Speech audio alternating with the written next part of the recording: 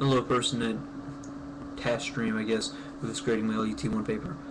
Due to the fact that I can't get anyone to redo my presentation, the person before, they had ended up getting grounded for narcotics and smoking marijuana and such, and the 16-year-old boy won't be able to help me out again for quite some time. I'm not a part of that. So, what I'm going to try and do is I'm going to do the presentation, and I guess you could put this tab under the other, and you could watch that video with this audio, and I hope that will work, because frankly I don't have anyone else, because I'm a loser and I don't have any friends. That's what happens when you move to new places. You're automatically a loser. So I'm going to go ahead and start this off. My topic is light pollution. My thesis is people and government should take action to lower light pollution because of the dire effects it has on animals and people. And I'm going to begin. Today I'm going to talk to you about a severely underrepresented problem that has large negative effect on people's health and their culture, also animals. Light pollution, also known as photo pollution, is defined as any alteration of natural light levels in the outdoor environment owing to artificial light sources. People and government should take action to lower light pollution because of the dire effects it has on animals and people. Did you know that the light emanating from Los Angeles can be seen from 200 miles away, and that during a 1994 earthquake, which caused a blackout, had caused several people to call emergency lines to report a strange silver cloud in the sky? This cloud is called the Milky Way. In large cities, New York, Seoul, Houston as examples, there are a few hundred stars visible at night, including the North Star and the Big Dipper constellation. Over 15,000 stars are visible in under 10% of the U.S. night sky. The effect light pollution has on the human culture are actual. National parks all around the U.S., one in particular, Shaka Cultural National Historic Park, what was that sound? Historical Park, have some kind of overnight program to look at the stars. The parks consider the night sky a part of the natural park and try to have surrounding areas lower their light pollution as to preserve the night sky. Astronomers also struggle with light pollution as their observatories become shrouded with light and block the view of the stars. While these reasons may be trivial to some, a more serious economic problem stems from this. Billions of dollars are wasted in street lights in cities' urban areas. Lights which just shine directly into the sky, not counting the cost of the light actually being used.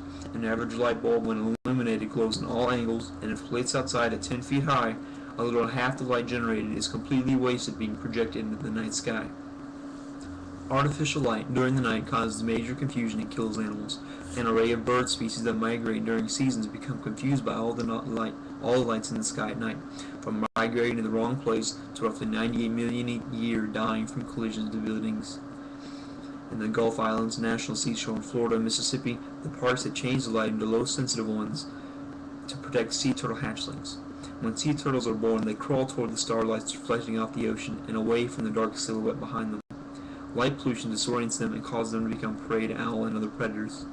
Frogs' mating calls are also affected as they mate at night, and light pollution causes them to think it's still day. This is only a small example of the problems animals experience.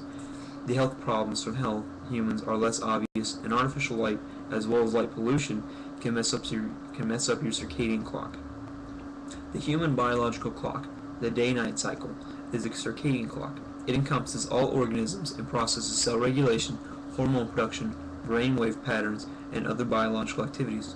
Disruptions in this clock can cause medical disorders, insomnia, cancer, cardiovascular disease, as well as diabetes. The clock in your body controls roughly 15% of your DNA. Babies who are exposed to constant artificial light, if bright enough from outside or in, can impair the circadian rhythm permanently, which can increase depression and mood disorders. Melatonin is a hormone produced by the pineal gland and is secreted at night for helping the biological clock. Melatonin also activates several of the body's biological activities, including the production of estrogen at night.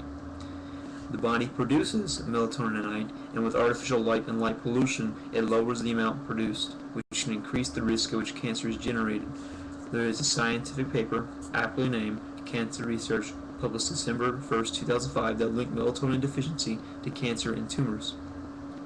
People should become more aware of this problem, as it is very easy to lower light pollution by simply turning off your porch lights, opting to change lights in your community, and promoting legislations for the Green Light Act. By doing so, you are ensuring the lives of animals dying needlessly, the reinstatement of people being able to see the night sky, and the increased general health of people.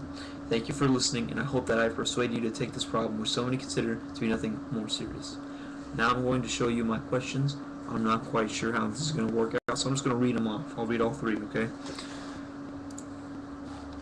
The first question would be, what kind of street lights would be better than the majority of lights we have right now? Angled lights that point down at 40 degrees each on each side, preventing glare and upward waste of energy and light. Angled light bulbs, not just light bulbs with a hood on it. I mean, that'd prevent it, but it'd be a waste of money. Are birds, the second question, are birds, frogs, and turtles also affected by light pollution? Not just birds, frogs, and turtles. There are a large amount bugs, nocturnal animals, bats, wolves, moths, for example, are completely thrown off by lights and fly in wrong directions and think it's daytime when it's not. The third question, what is a good way to stop light pollution from affecting my sleeping schedule?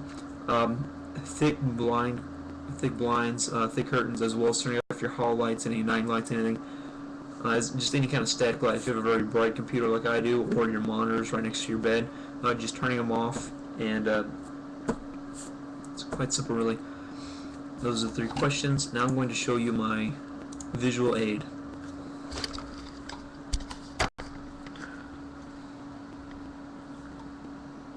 Okay, this is the amount, this is the percent increase over about, I guess you could say about 75 years, the increase of brightness at night.